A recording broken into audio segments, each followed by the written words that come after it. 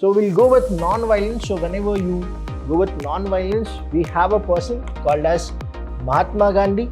Not to forget, the Indian Constitution, whenever we go with it, you will understand something about the judiciary of India, that is the Supreme Court, High Court and other district courts. In the entire world, if you go with it, the democratic country, if you have, Indian Constitution is the lengthiest one and it is written constitution.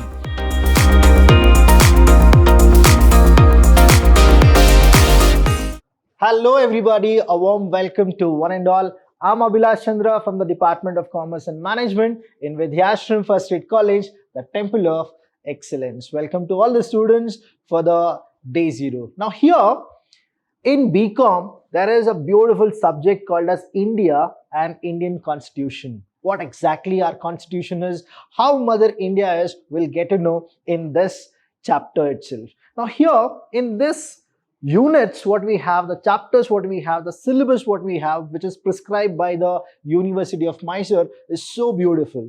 Let me tell you here, students, if you understand India and Indian Constitution, what exactly you people will learn.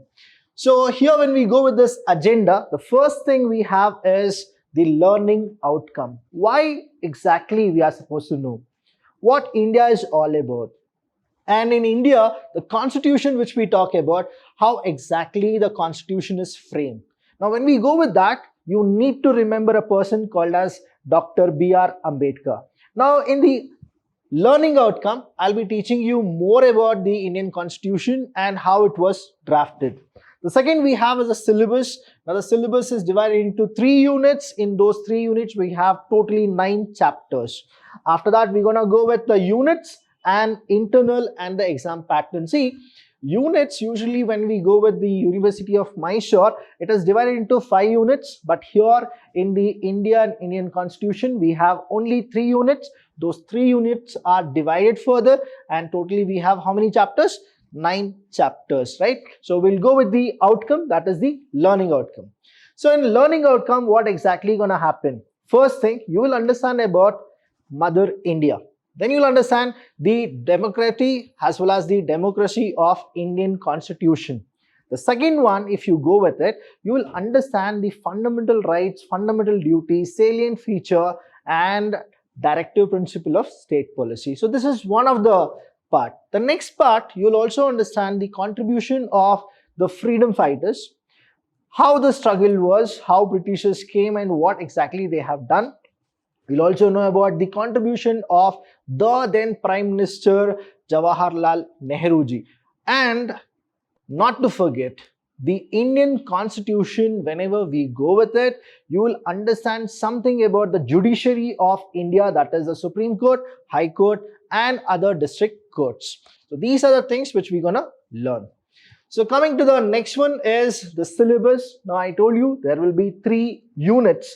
The first unit is background to the study of Indian Constitution. What exactly had happened before the Indian Constitution was framed. So you need to understand the 2 concepts. One is 1947 when we got independence and 1950 when India became republic. So please understand this things. In 1947, we got what? Independence, right? And in 1950, we got republic. So these are the things which you are supposed to know and you should never forget as an Indian. Now, in this unit 1, we have chapters. There are 3 chapters where you are supposed to understand with that. The first chapter here is philosophical and political foundation of India, where you will be learning something about Dharma, Danda. See, we have already learnt about Danda, Dharma, all those kind of things. The same thing we will actually learn here. We'll learn a little bit about the Buddhists, how it went on. In the liberal, we will know about Raja Ram Mohan Roy, and then we'll also know Ranjit Goa. Now Ranjit Goa, who is this person? You need to comment in the comment box very fast. You can actually check in your mobile what exactly and who exactly these people are and what exactly they have done. If you understand and then you comment it, we'll be giving you some prizes, that is Ranjit Guha. Who exactly this person is, you are supposed to know. Then we'll go with the nationalist perspective, that is Swami Vivekananda and Sri Aurobindo. Now Sri Aurobindo as well as Swami Vivekananda, if you understand, even now there are so many followers who follow these two people. That's why we classify them as what? The nationalist perspective. So this is what you will understand in the chapter 1. Then we have the chapter 2 in the unit 1 itself. That is political values and ideals during freedom struggle. Right? What exactly had happened? So we'll go with non-violence. So whenever you go with non-violence, we have a person called as Mahatma Gandhi. Tolerance is also the same. Again, we have the same person. Satyagraha, Swadeshi by Gandhi. Swarajya by Bal Gangadhar Tilak, we will understand. Integral humanism, that is Deen Dayal Upadhyaya, we will learn. And the last one is the voluntarism, that is Vinoba Bhave. So all these great personality, what was their contribution, how we got independence, and how people were the follower of these ideals. Now you will understand about it in this second chapter. The third chapter here, we have a beautiful concept where you will understand about how the freedom struggle was. Right? So you will understand two things. One is the political contribution of regional freedom struggle in your region. What exactly happened? So we have Kittur Rani Chennamma, who will actually make you people feel that women were also have contributed a lot many things before independence. Their struggle is there. Their scriptures, if you read about it, what exactly the women contribution is. If somebody says in 21st century is men and women both the same, then you can actually show them that even before 21st century there were people, there were women who actually ruled biggest kingdoms. So one of them is our Kittur Rani Chennamma. Then we have Hardikat Manjappa, and then Matkeri peasants, and then the last one is Halgali Bedas. Now these are the people who really have done. There are so many other people also, but in our syllabus they have restricted to only 4, so we'll only go with these 4. Next we have is, so this is what the first unit was. Now we have the second unit. In the second unit we have constitutional development and its philosophy. So it's all about the more of development, what really made the entire constitution look so beautiful. And let me tell you here, in the entire world, if you go with it, the democratic country, if you have, Indian constitution is the lengthiest one, and it is written constitution. So here we will understand about the constitutional development and its philosophy. So when we go with this philosophy, there are some eras which I really want to specify because the syllabus wants you to know these eras. The reason I'll tell you why. In the chapter 4, we have historical background of constitutional development in India and the development between what? 1857 to 1952. Why they have actually given 1857? Let me just tell you here. 1857 was the first freedom war, is what you can say, freedom fight, which you can actually say that 1857 it happened, and it goes like this. 1857 we had the first fight, and then 1952 we got our first election, right? So please understand, that is the reason the syllabus wants you to understand about 1857 to 1952, because the election happened 1952 onwards, the first election. So here we have composition and debates of Constituent Assembly, working of committees. Now committees were also drafted, and then the committees were formed, and the rules and regulation of the committee were also given. Next we have is the chapter 5, where we will understand about the philosophy. Now what exactly the philosophy here is? The philosophy and feature of Indian Constitution, that is the first. You have preamble, salient feature, constitutionalism, Dr. B.R. Ambedkar, and Nehru's contribution in the making of the Constitution. So all these you will learn in the 5th chapter. Next we have the chapter 6, that is working of Constitution. Now in the working of constitution, we will understand about our fundamental rights, our fundamental duties, as well as we will learn something more which is very interesting for you, that is the union and the state relationship. So what here happens is, the union, when I say it is union territory, and the states, that is the interstate relationship. This is the article 263. Never forget article 263. That will tell you about how the disputes and other things are settled in the union and the state, that is interstate. So next here, when we go with that, we have important amendments to the constitution, then parliamentary committees. Now see here, in the previous we have the drafting of committees. Now we have what? Parliamentary committees. And the last unit, that is the unit 3.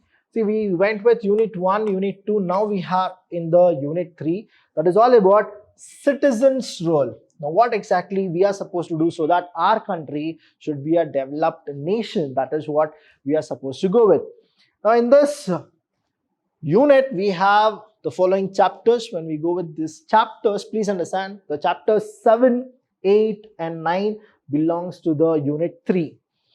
So here in the chapter 7, we will learn something about Rajya Sabha and Lok Sabha. It is also called as the upper house and the lower house.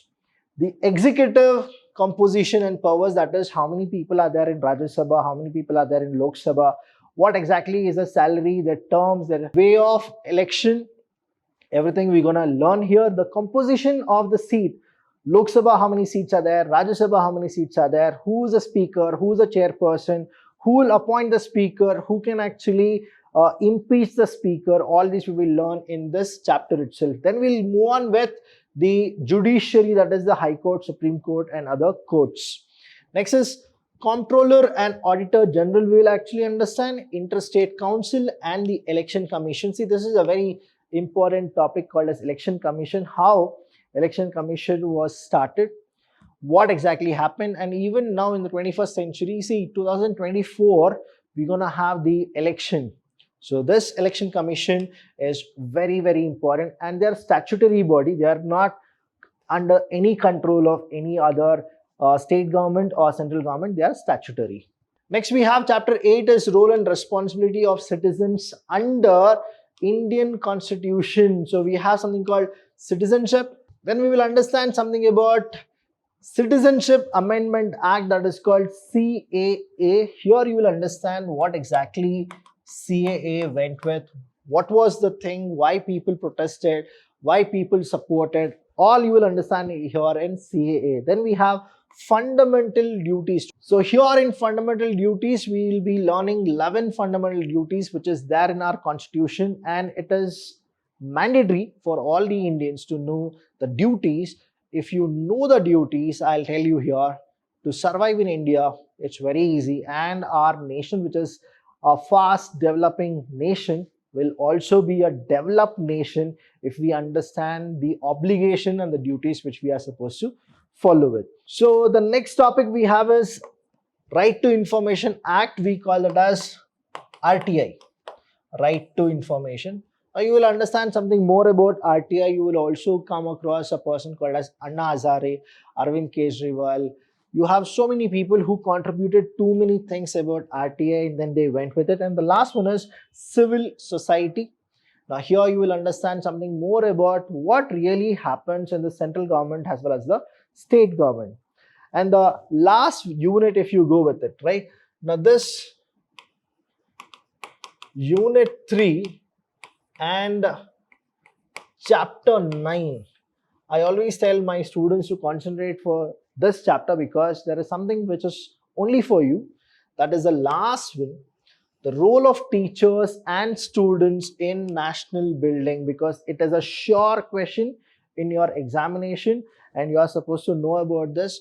That's the reason unit 3 chapter 9 is very, very important, and you need to understand what is your role as a student, as a citizen of India in the nation building. So that is what you are supposed to know. So here, concept of national development, then unity and integrity of the nation, goals of education policy, all those are very easy. But here if you know the role of teacher, that is what is my role, in the nation building. What is your role in the nation building? That is when the entire Indian constitution, whatever we have studied, will be very good. So these are the syllabus. Next we'll go with the internals. It has 30 marks totally. There are 3 units.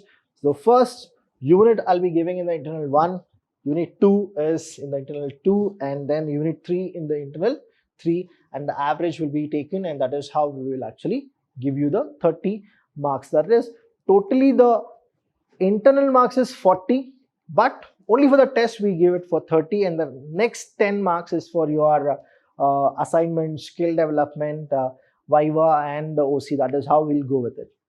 Next is the external. That is a question paper pattern. How the pattern is there, I'll just tell you. Many of you get confused, but let me tell you, Indian constitution is not like your other core subjects. So here part A we have 10 marks. That is, you will be getting MCQs. When you get this MCQs, what happens is you will be getting 10 questions, and each question is a 1 marker. So you will get 1 into 10 is equal to 10. Part B is all about 5 marks, and you are supposed to write 5 questions. So it is 5 5s are 25. Here you will be getting somewhere around 7 questions. In that 7 questions, you should write 5. So that is part B. Part C, if you go, you will have something called 1 question of 10 marks. There they will give you 2 questions. You are supposed to write only 1. And the last one is part D, where you have 15 into 1 is equal to 15. You will be getting 2 questions. You are supposed to write only 1. The total, it is 60 marks. This is how the part A, B, C, D is being allotted for all of you. So 1 mark 10 questions, 5 mark 5 questions, 10 mark 1 question, and 15 mark 1 question is how you are supposed to go with it. So if you keep on subscribing to the Vidhyaashram channel, all these subjects teacher will actually give you the important questions of the examination, which will be held in the December and January. Please subscribe and like the channel, and whenever you feel the videos are good, please do forward it to all your friends. So the books for reference, we have 4 books: Constitution of India, India and Indian Constitution, Democratic India, and Indian Democracy. So all these 4 or 5 books, if you refer it, right, you can actually score 60 on 60. But if you watch Abhilash's video, you will be having that confidence, and you will also get 100 on 100. So this is what it is. Thank you so much. Any doubt you have, please do call us. We are always there to help you. Thank you so much. Bye.